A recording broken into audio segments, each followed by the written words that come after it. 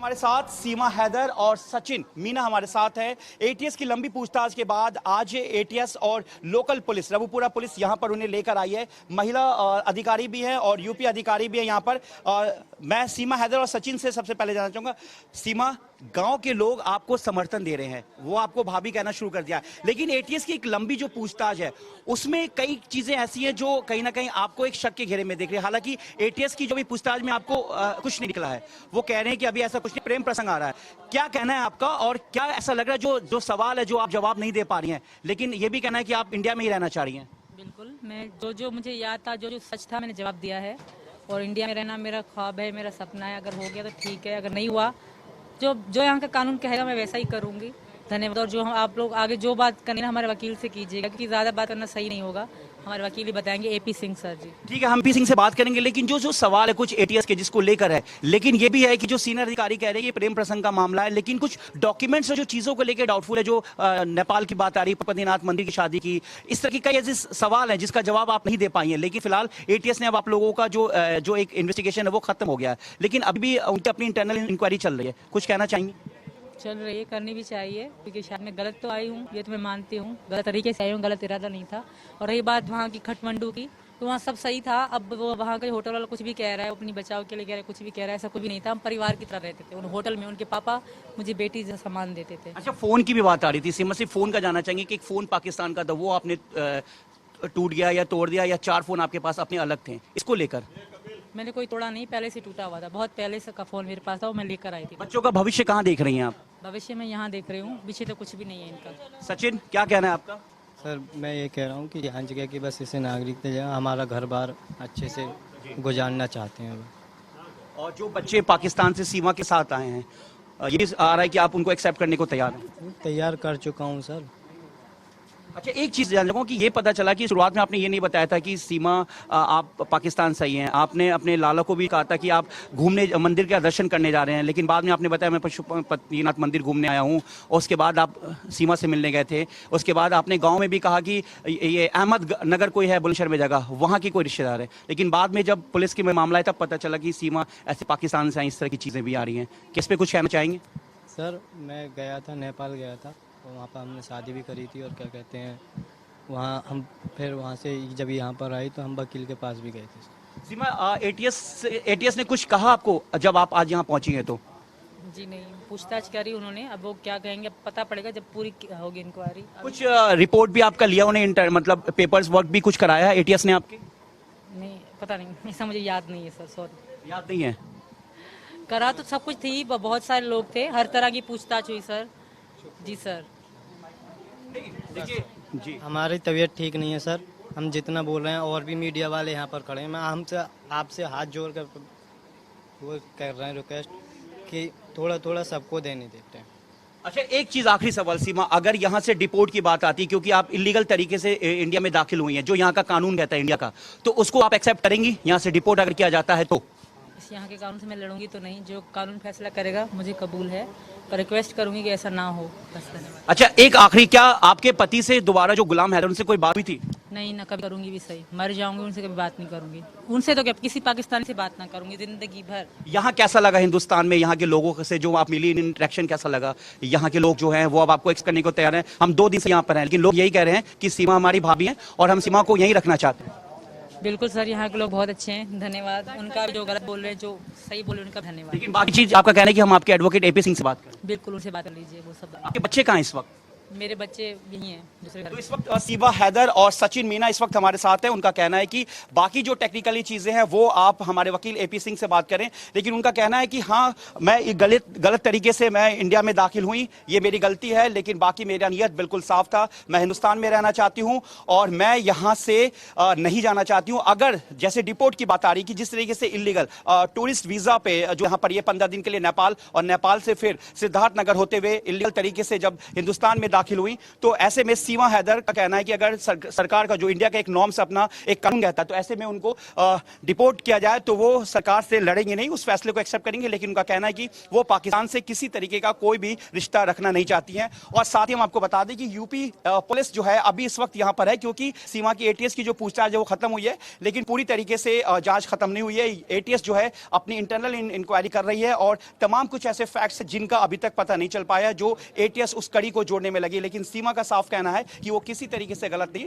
सिर्फ उनका इंटेंशन उनका जो हिंदुस्तान में आना था वो गलत था, लेकिन जो उनका इरादा था वो गलत नहीं था। अपने सहयोगी कैमरामैन आकाश के साथ मैं Javed Hussain, India news, Rabupura, greater Noida. तो इंडिया न्यूज की टीम ने एक्सक्लूसिव बातचीत की है सीमा हैदर और सचिन मीणा से, जो कि आप सुन रहे थे। यूपी एटीएस की तरफ से 36 घंटे की लंबी पूछताछ की गई सीमा हैदर से। पाकिस्तान जिंदा नहीं, मेरी अर्थी जाएगी, ये बड़ा बयान सीमा की तरफ से दिया गया। सीमा ये कह रही कि पाकिस्तान वो नहीं जाना चाहती है। जब उसे सवाल पूछा गया कि क्या अपने पूर्व पति या फिर पति, हालांकि तलाक को लेकर चीजें भी साफ नहीं है, लेकिन पूछा गया कि क्या वो गुलाम हैदर से बात करना चाहती है, तो उसने कहा मैं गुलाम हैदर से कभी भी बात नहीं करना चाहती, अपने जीवन में नहीं बात करना चाहती और किसी भी पाकिस्तानी से भी मैं बात नहीं करना चाहती। उसने कहा कि मैं यहीं पर भारत में ही रहना चाहती हूँ, भारत के लोग बहुत अच्छे हैं और सभी का धन्यवाद सीमा ने किया।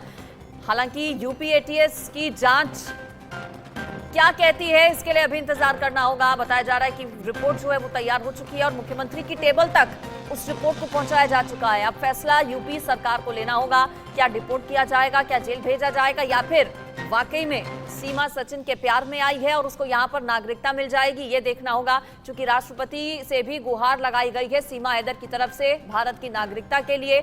अब इस पूरे मामले में आगे क्या होगा ये देखना होगा। लेकिन सीमा हैदर से एक्सक्लूसिव बातचीत इंडिया न्यूज संवाददाता ने की, वो आप सुन रहे थे। कई घंटों की लंबी पूछताछ हुई है सीमा हैदर से और सचिन मीणा से। मैं इस वक्त रबुपुरा गांव में मौजूद हूं। हालांकि 2 दिन की पूछताछ के बाद सीमा हैदर, जो कि पाकिस्तानी महिला है, जो कि रबुपुरा के ही रहने वाले सचिन मीणा से पबजी खेलने के बाद दोस्ती हुई, उसके बाद वो यहाँ, उसका कहना है कि उसका क्लेम है कि उसने शादी कर ली नेपाल में। हालांकि एटीएस की लंबी पूछताछ के बाद सीमा और सचिन जो मीणा है उसको आज एटीएस और यूपी जो रबुपुरा पुलिस है वो आज लेकर सचिन मीणा के घर पहुंची, जहां पर इंडिया न्यूज और न्यूज़ एक्स ने उससे बात की सीमा हैदर से। सीमा हैदर कई सवालों पे बसती रही, उसका सिर्फ यही कहना है कि वो इंडिया में रहना चाहती है और वो यहां से जाना नहीं चाहती है और उसने कोई गुनाह नहीं किया। हाँ, उसकी नीयत जो थी वो साफ है, लेकिन जो भारत में आने का जो एक तरीका था वो गलत है। इस वक्त जो ये मैं यहाँ पे खड़ा हूँ रबुपुरा गांव में, जो आसपास के लोगों से जो जानकारी मिली है कि ये एक सचिन नाम के एक लड़के की दुकान है जो यहाँ पर कटिंग करता है और सचिन भी, जो कि जानकारी मिली कि सचिन भी पबजी खेलता था। सिर्फ मैं इतना सीमा हैदर और सचिन मीणा 2 दिन की लंबी पूछताछ के बाद यहाँ से इस वक्त अपने घर पे हैं। तमाम मीडिया का जमावड़ा है, यूपी पुलिस और यूपी एटीएस जो है वो भी यहाँ पर है और जो तमाम इंडिया न्यूज से बात करने पर उन्होंने कुछ जवाब दिया, उसके बाद वो यहाँ से उनका कहना है कि एपी सिंह जो उनके वकील है वही इसका जवाब देंगे। यूपी पुलिस की सिक्योरिटी में है और एटीएस भी जो है वो एटीएस भी यहाँ पर यहाँ पर है साथ में इसके सपोर्ट में, समर्थन में, क्योंकि एटीएस जो है वो पूछताछ कर रही थी। और इस वक्त हम अब यहाँ से सीमा हैदर और सचिन मीणा से बात करने के बाद हम अब यहाँ से बाहर आ रहे हैं, क्योंकि यहाँ पर जो बहुत सारी मीडिया है और मीडिया लगातार यहाँ पर बात करना चाह रही। तो जो यूपी पुलिस है, जो अधिकारी यहाँ पे खड़े हुए हैं, उनका कहना है कि सभी जो मीडिया है उनको सीक्वेंस वाइज ही टाइम मिलेगा। और इस वक्त हम यहाँ से निकल रहे हैं। ये जो घर है सचिन मीणा का है, जहाँ पे सीमा हैदर आज सुबह तकरीबन 10 बजे पहुंची है और पूरा जमावड़ा है यहाँ पर। एटीएस यहाँ पर मौजूद है। देखिए इस वक्त यहाँ पर जो तमाम लोग हैं वो यहाँ से हम लोग निकल रहे हैं बाहर इंटरव्यू करके। और सीमा हैदर का ये कहना है कि जो भी पूछताछ करना है वो हमारे वकील एपी सिंह से आप पूछताछ करें, हमसे अब ज्यादा हम बात नहीं कर सकते। लेकिन लोगों का यहाँ पे जो जमावड़ा है, लोग यहाँ पर हैं। क्या आप लोग लोकल ही हैं यहाँ पे? जी, बाहर से आए, संभल से, मुरादाबाद। संभल से आए, किस लिए आए? सीमा हैदर से मिलने। हाँ, यहाँ पे आई हैं, इसलिए आए थे सीमा हैदर से मिलने। अच्छा, मुरादाबाद संभल से। आप लोग भी? जी।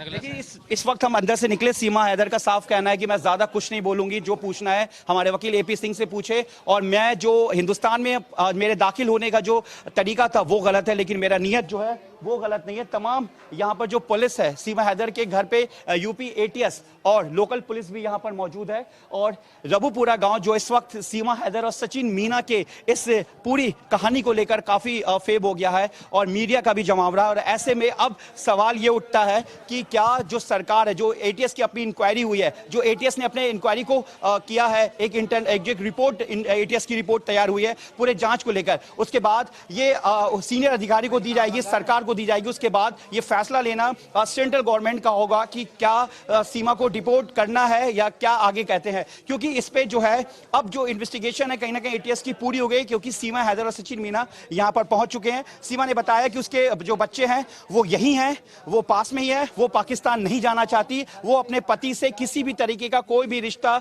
रखना नहीं चाहती है। जब हमने सचिन से यह भी जानना चाहा कि आप जो पिछले जो गांव से ये पता चला जानकारी से कि सचिन ने ये बिल्कुल नहीं बताया था कि वो पाकिस्तान मुल्क की महिला से उसने शादी की है, और जब पुलिस का मामला सामने आया तब सचिन ने बताया, क्योंकि सचिन ने पहले ये बता रखा था कि बुलंदशहर के पास ही अहमदनगर एक जगह है, वहां से उसके रिश्तेदार ये महिला है और पहले से ही सचिन ने एक कमरा किराए पे ले रखा था इसी जगह से 1 किलोमीटर आगे की तरफ। जब सचिन 10 मार्च को सीमा हैदर से मिलने के लिए काठमांडू गया था, तो उस वक्त जिस दुकान में वो काम करता है उसके लाला ने जब ये पूछा कि 3-4 दिन हो गए सचिन तुम कहां हो, तब सचिन ने बताया कि मैं पशुपतिनाथ मंदिर घूमने आया हूं, माता जो भगवान का दर्शन करने आया हूं। तो ऐसे में पहले वो कुछ और बता के गया, बाद में कुछ और। तो कहीं ना कहीं हालांकि एटीएस जो शुरुआती अभी प्रेम प्रसंग का मामला है, लेकिन कई ऐसे जवाब है जो एटीएस का जो जवाब है उसके उस जवाब का जो सवाल है वो सीमा हैदर के पास नहीं है। और अभी बात करने के दौरान भी कई बातों से जो सचिन है और सीमा है वो कहीं ना कहीं बसते नजर आए। तो ऐसे में फिलहाल